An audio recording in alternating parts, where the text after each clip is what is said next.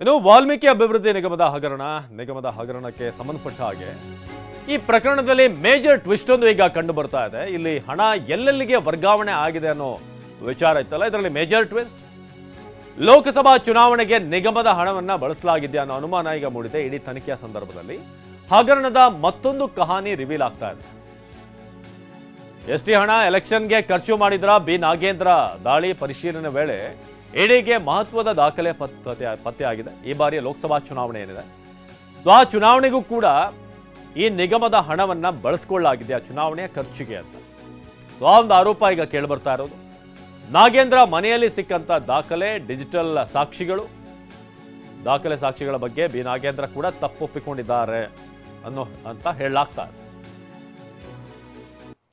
ಹಾಗಾದ್ರೆ ಯಾವ ಚುನಾವಣೆ, ಯಾವ ಕ್ಷೇತ್ರಕ್ಕೆ ಎಷ್ಟು ಹಣ ಬಳಕೆ, ಬಳ್ಳಾರಿ ಲೋಕಸಭಾ ಚುನಾವಣೆಗೆ ನಿಗಮದ ಹಣವನ್ನ ಬಳಸಲಾಗಿದೆ ಅನ್ನೋದು, ಯಾವ ಚುನಾವಣೆಗೆ ಯಾವ ಕ್ಷೇತ್ರಕ್ಕೆ ಎಷ್ಟು ಬಳಕೆ ಆಗಿದೆ, ಬಳ್ಳಾರಿ ಲೋಕಸಭಾ ಚುನಾವಣೆಗೆ ನಿಗಮದ ಹಣವನ್ನ ಬಳಸಿಕೊಂಡಿರುವಂತಹ ಆರೋಪ ಇದೆ. ಈಗ ಬರೋಬ್ಬರಿ 20.19 ಕೋಟಿ ನಿಗಮದ ಹಣ ಬಳಕೆ ಮತದಾರರಿಗೆ ಹಂಚಿದ್ದಾರೆ ಅಂತ ಹೇಳಲಾಗ್ತಿದೆ. ಈ 20 ಕೋಟಿಯನ್ನು ಇಡಿ ಅಧಿಕಾರಿಗಳಿಂದ ಈ ಕುರಿತು ಮಹತ್ವದ ಸಾಕ್ಷಿ ಸಂಗ್ರಹ ಆಗ್ತಿರೋದು. ಇಡಿ ಇಕ್ಕಳದಲ್ಲಿ ಸಿಕ್ಕಿರುವಂತಹ ನಾಗೇಂದ್ರಗೆ ಈಗ ಮತ್ತಷ್ಟು ಕಂಟಕ ಎದುರಾಗ್ತಾ ಇದೆ.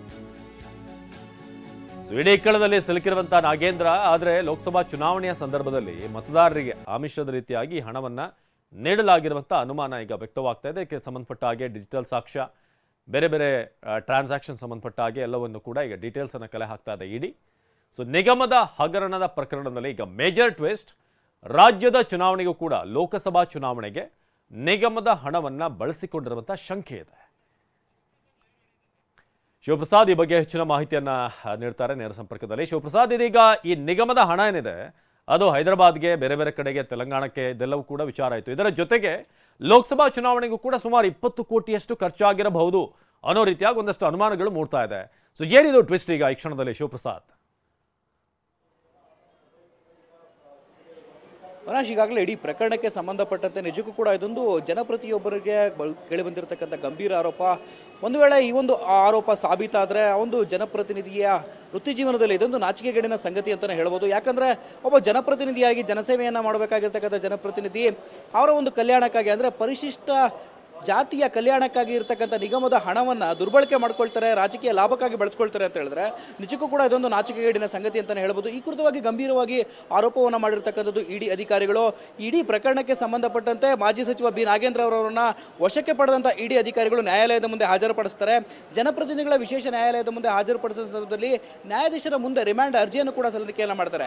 ಈ ಒಂದು ರಿಮ್ಯಾಂಡ್ ಅರ್ಜಿಯಲ್ಲಿ 20.19 ಕೋಟಿ ರೂಪಾಯಿ ಹಣವನ್ನು ಕಳೆದ ಬಳ್ಳಾರಿ ಲೋಕಸಭಾ ಕ್ಷೇತ್ರದ ಎಲೆಕ್ಷನ್ಗಾಗಿ ಖರ್ಚು ಮಾಡಿದ್ದಾರೆ ಅನ್ನೋ ಕುರಿತಂತೆ ಆರೋಪವನ್ನು ಮಾಡಿರ್ತಕ್ಕಂಥದ್ದು.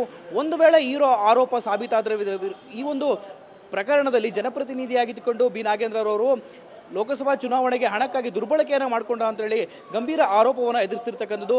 ಇಡೀ ಪ್ರಕರಣಕ್ಕೆ ಸಂಬಂಧಪಟ್ಟಂತೆ ಪ್ರಮುಖವಾಗಿ ಮಾಜಿ ಸಚಿವ ಬಿ ನಾಗೇಂದ್ರ ಅವರನ್ನು ವಶಕ್ಕೆ ಪಡೆಯಬೇಕಾಗಿದ್ರೆ, ಅವರನ್ನು ವಶದಲ್ಲಿಟ್ಕೊಂಡು ಇಂಟ್ರಾಗೇಷನ್ ಮಾಡಬೇಕಾದ್ರೆ ಯಾವೆಲ್ಲ ಕಾರಣಗಳನ್ನು ನೀಡಿದ್ದಾರೆ ಅನ್ನೋದು ಪ್ರಮುಖವಾಗುತ್ತೆ. ಈ ನಿಟ್ಟಿನಲ್ಲಿ ನ್ಯಾಯಾಧೀಶರ ರಿಮ್ಯಾಂಡ್ ಅರ್ಜಿಯಲ್ಲಿ ಇಡಿ ಅಧಿಕಾರಿಗಳು ನಮೂದು ಮಾಡಿರ್ತಕ್ಕಂಥ ಅಂಶಗಳು ಈಗಾಗಲೇ ಮಾಹಿತಿಗಳು ಕೂಡ ಟಿವಿ9ಗೆ ಲಭ್ಯ ಆಗಿರ್ತಕ್ಕಂಥದ್ದು.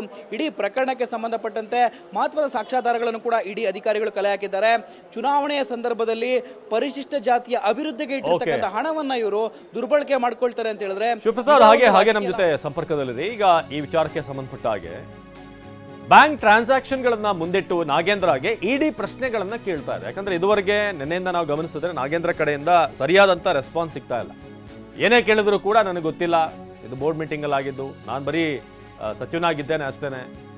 ಆದ್ರೆ ಈಗ 10ಕ್ಕೂ ಹೆಚ್ಚು ಖಾತೆಗಳ ಬಗ್ಗೆ ಮಾಹಿತಿ ಪಡೆದಿರುವಂತಹ ಇಡಿ ಈ ಅಮೌಂಟ್ ಯಾರಿಗೆ, ಇಷ್ಟು ಲಂಸಮ್ ಅಮೌಂಟ್ ಯಾರಿಗೆ ಟ್ರಾನ್ಸ್ಫರ್ ಆಗಿದೆ, ಯಾಕೆ ಇಂಥ ಒಂದಷ್ಟು ವಿಚಾರಗಳನ್ನ ಕೇಳ್ತಾ ಇದೆ ನಾಗೇಂದ್ರ. ಹಾಗೇನೆ ಅವರ ಕುಟುಂಬಸ್ಥರ ಅಕೌಂಟ್ಗಳಿಗೆ ಸಂಬಂಧಪಟ್ಟ ಹಾಗೆ 1 ವರ್ಷದಿಂದ ಏನೆಲ್ಲ ಟ್ರಾನ್ಸಾಕ್ಷನ್ ಆಗಿದೆ, ಏನೆಲ್ಲ ವ್ಯವಹಾರಗಳಾಗಿದೆ, ಇದೆಲ್ಲದರ ಬಗ್ಗೆ ಕೂಡ ಇಡೀ ಪ್ರಶ್ನೆ ಮಾಡ್ತಿದ್ದ ನಾಗೇಂದ್ರಗೆ.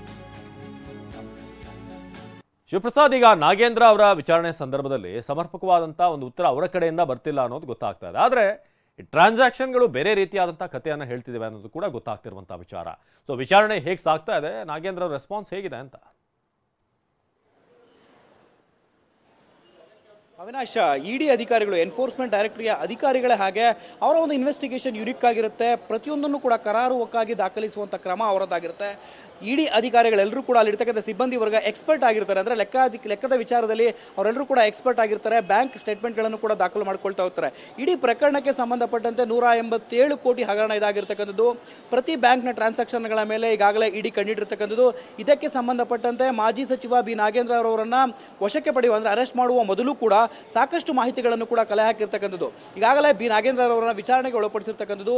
ತೀವ್ರ ವಿಚಾರಣೆಯಲ್ಲಿ ಇದಕ್ಕೆ ಸಂಬಂಧಪಟ್ಟಂತೆ ಅಂದರೆ ಇಡೀ ಬಿ ನಾಗೇಂದ್ರ ಹಾಗೂ ಅವರ ಆಪ್ತ ಮೂಲಗಳು ಸೇರಿದಂತೆ ಅವರ ಒಂದು ಕುಟುಂಬಸ್ಥರ 10ಕ್ಕೂ ಹೆಚ್ಚು ಬ್ಯಾಂಕ್ ಖಾತೆಗಳ ಡೀಟೇಲ್ಸ್ ಅನ್ನು ಪಡೆದುಕೊಂಡಿದ್ದಾರೆ. ಇವೆಲ್ಲವನ್ನು ಕೂಡ ಮುಂದಿಟ್ಟು, ಡಿಜಿಟಲ್ ಸಾಕ್ಷ್ಯಗಳನ್ನೆಲ್ಲವನ್ನು ಕೂಡ ಮುಂದಿಟ್ಟು ಅವರಿಂದ ಉತ್ತರ ಪಡೆಯುವ ಪ್ರಯತ್ನವನ್ನು ಕೂಡ ಮುಂದುವರಿಸಿರ್ತಕ್ಕಂಥದ್ದು ಇಡಿ ಅಧಿಕಾರಿಗಳು. ಅವಿನಾಶ್, ಧನ್ಯವಾದ ಶಿವಪ್ರಸಾದ್.